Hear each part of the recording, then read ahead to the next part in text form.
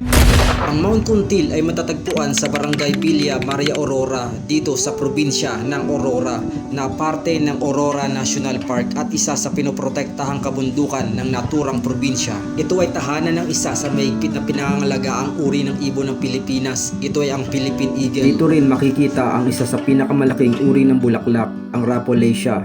Tahanan rin ito ng ilang uri ng hayop na paubos na gaya ng giant cloud rat o kurimaw, Philippine Pit Viper at iba pang uri ng hayop na mahigpit na pinangangalagaan at pinoprotektahan. Ito ang dahilan kung bakit hindi bukas sa pangpubliko ang kabundukang ito at mahigpit na nililimitahan ang pagbisita rito. Swerte na lang po tayo at nabigyan tayo ng pagkakataon upang maakyat at mapasok ang kagubatan ng kabundukang ito. Kaya tara, sumabay sa lakbay ni Elias.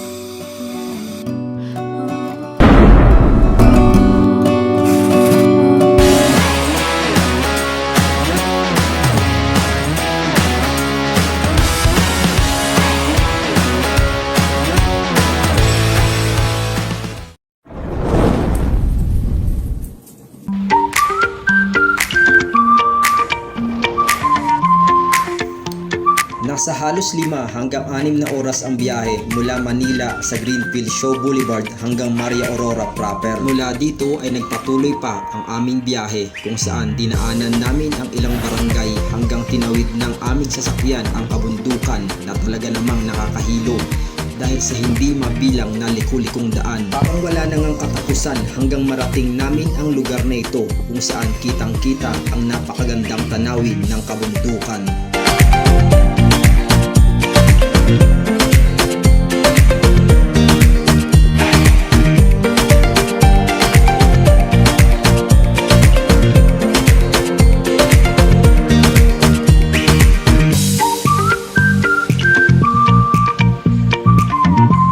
Sa likod ko ngayon yung office ng DNR dito sa Barangay Villa. So wala nang tao yung opisina nila ngayon dahil weekend. So nandito yung mga sa mga pinunta natin dito. Dito natin makita yung Philippine Eagle na mayroon ng 16 na napakawalan dito sa probinsya ng Maria Aurora na makikita natin sa bundok ng Mount Kuntil.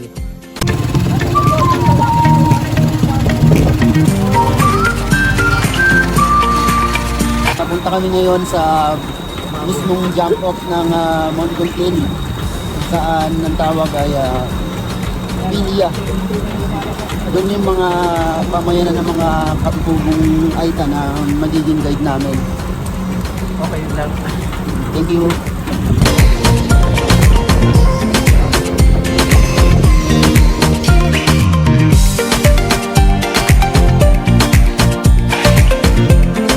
Parating lang namin dito sa jump off. So nagpe-prepare na kami para sa pag-akyat dito sa Mount Kuntil at Mount Tabak. So ito yung bundok na akyatin namin. Hindi ko pa sure kung saan banda dito yung Mount Kuntil o yung Mount Tabak kasi dalawang summit yung akyatin namin ngayong araw.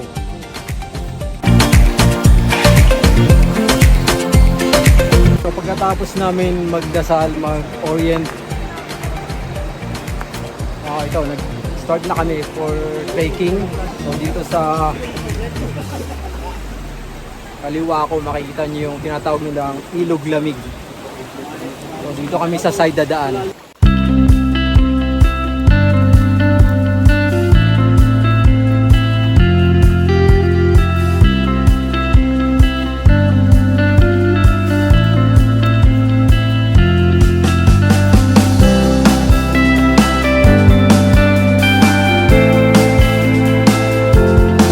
Namin tumawid dun sa Ilog Lamig. Ito na yung susunod na dadaanan. Okay pa naman yung trail dito, hindi masyadong masukal. Tapos yung mga dadaanan dito mga mabato dahil malapit pa nga ito sa ilog.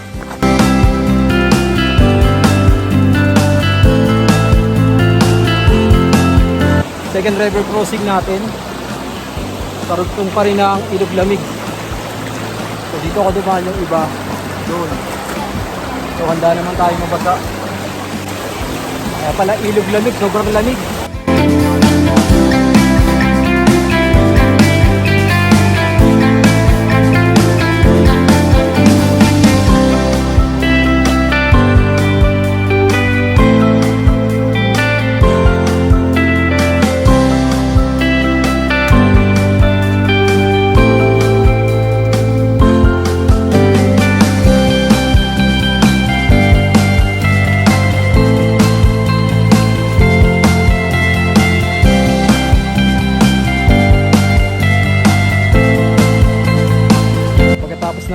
Second River Crossing.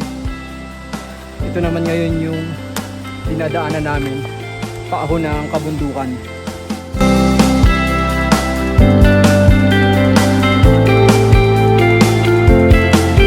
Alas 10 na ng umaga, matirik na yung araw, pero dito dahil nga natatabunan ng makakapal na punong kahoy, sobrang lilong dito.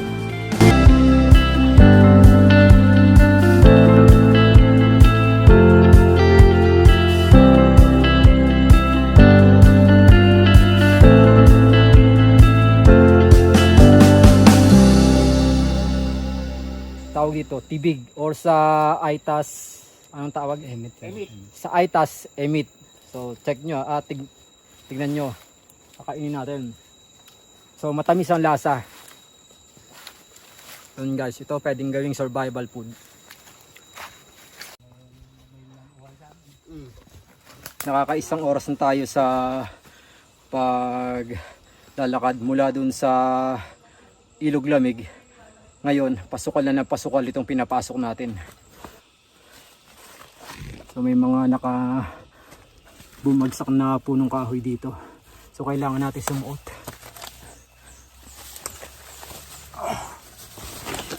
Shit.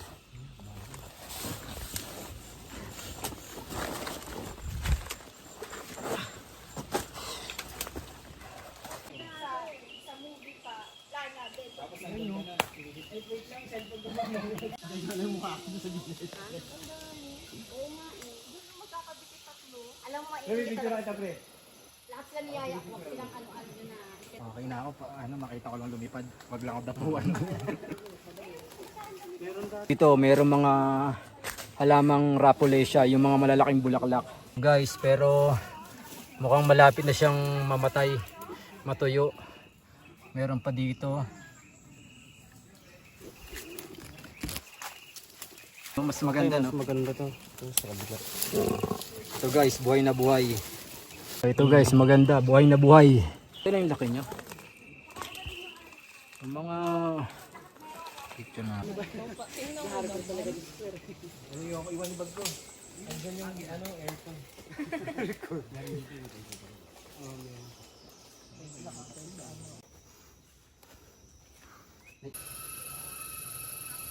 Ngayon, patarik naman ang patarik. Yung mga dapat nating daanan.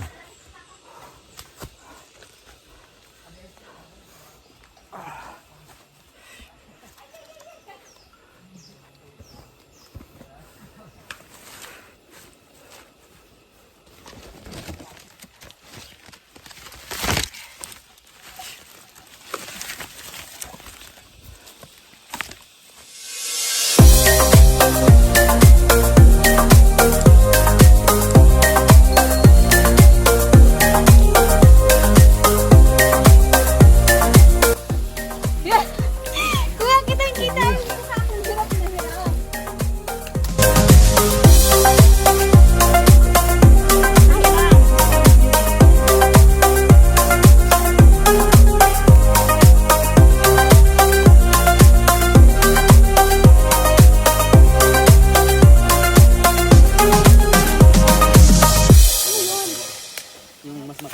Bagamat nasa kalagitnaan na tayo ng kabundukan, halos assault na tong pinaglalakaran natin. Pero mapapansin nyo, maayos pa rin yung mga trail na pinaglalakaran natin. Halos wala tayong kailangang tagpasin na mga tinik. Ayon sa guide, paminsan-minsan may umakyat ditong mga lokal para magtanim ng punong saging. So hindi kagaya nung last time na inakyat namin yung Mount Masan-Masan, halos bawat dinadaanan namin kailangan tagpasan ng mga sanga, mga talahib na nakaharang. So kung gusto nyong panoorin guys, click nyo lang yung card na lalabas dito sa taas at mag-iwan din ako ng link sa description kung gusto nyong panoorin. So doon nyo makikita kung gaano kasukal at kahirap akyatin yung Mount Pamasamasan. Mga halos 2 oras na kaming naglalakad at yun, banayad na yung trail na nilalakaran namin ngayon pagkatapos na siguro mga 2 oras din na isa't kalahating oras ng assault. Pero mukhang sa harapan ko may naghihintay na mas matinding assault dahil may nakaharang na kabundukan na naman. Mga kasama ko sa likuran, lumalaban pa rin. Hanggang saan kaya ang kanilang itatagal. After 10 minutes dun sa flat trail o yung tinatawag na banayad na lakaran, ito, magsisimula na naman yung assault o yung halos paahon na naman yung trail natin.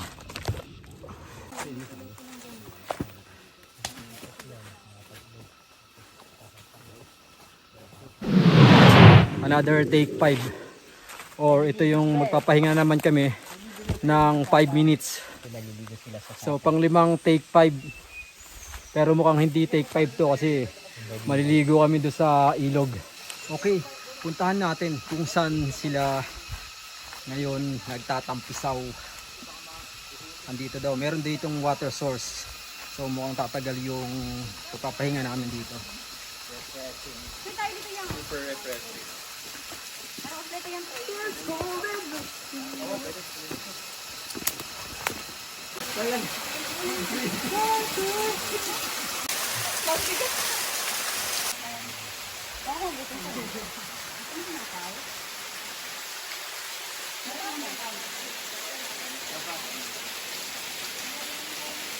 Dahil inabot na kami ng alas 12 dito sa water source, dito na rin kami magla-lunch bago kami dumiretso sa campsite.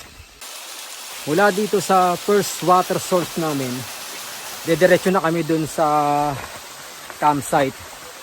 Halos mga 1 oras daw na paglalakad bago marating yung campsite. So dito guys, makikita nyo, delikado mag-stay dito dahil nagkakaroon ng landslide. Oops.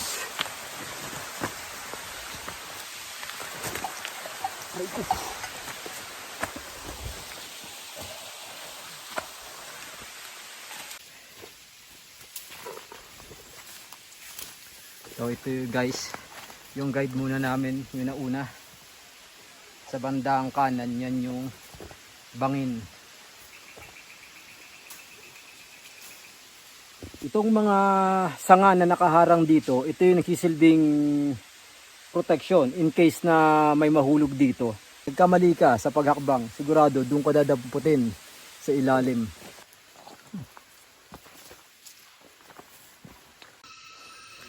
Guys, may tinuro sa atin yung isa sa guide natin, si Jerry. Isa sa mga pwede natin gawing survival food dito sa kagubatan. Ang tawag daw dito ay bigonya. Tingnan nyo yung dahon niya. So ang kinakain dito, itong tangkay. Testingin natin. Maasim yun, sir. Maasim.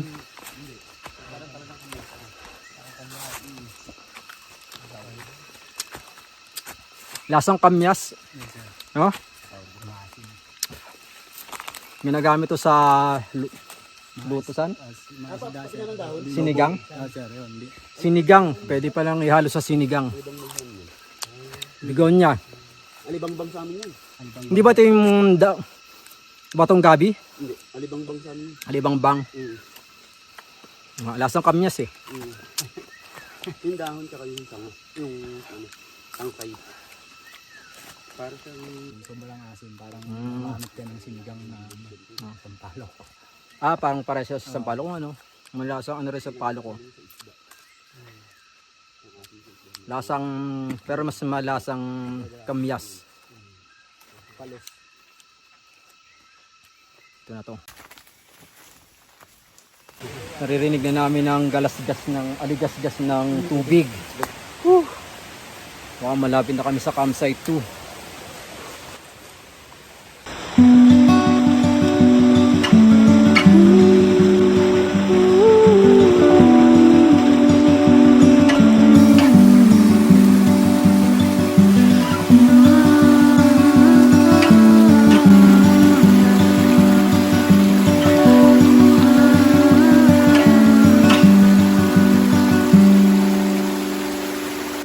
Pagkatapos ng 3.5 oras, narating na namin itong campsite. So naghahanap na ako ng pepestuhan ko. Yung iba nandun. Dahil hamok yung dala ko. So kailangan ko ng puno para pagsabitan ng hamok.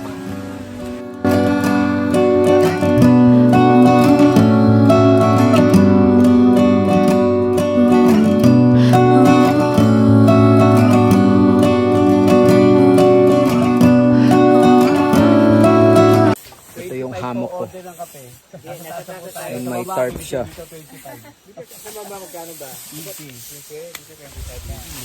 Nakapesto ko malapit sa bangin. Sa kabilang side, bangin na to. Ngayon, pupuno tayo sa ilog. Maliligo tayo. Ilang hakbang lang naman mula dun sa pinagtayuan namin ng campsite. So meron din dito yung mga guide namin malapit sa ilog. Dito sila gumawa ng kanilang tent. Tignan nyo guys. Napaapoy dahil malamok dito. Ayun, nasunog pa.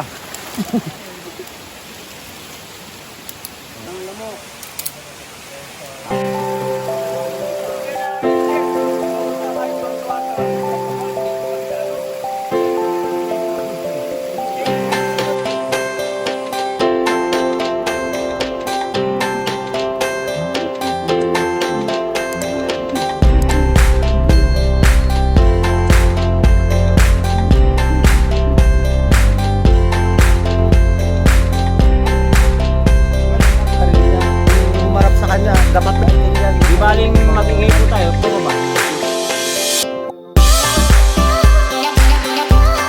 Actually, napaka-imposibleng agatin tong bundok na itong Mount Kunti kasi sacred to at saka sanctuary itong buong Aurora Memorial National Park. Kaya masaya kami, grupo namin, team namin, siyempre with tulong ni Jolas, yung aming team leader, na kami yung pinakaunang team na nakakakit dito sa summit. Ang nakaregre-register na sa summit sa akin dito is 1,280 so far. Kaya natama itong aking altimeter. Yun lang.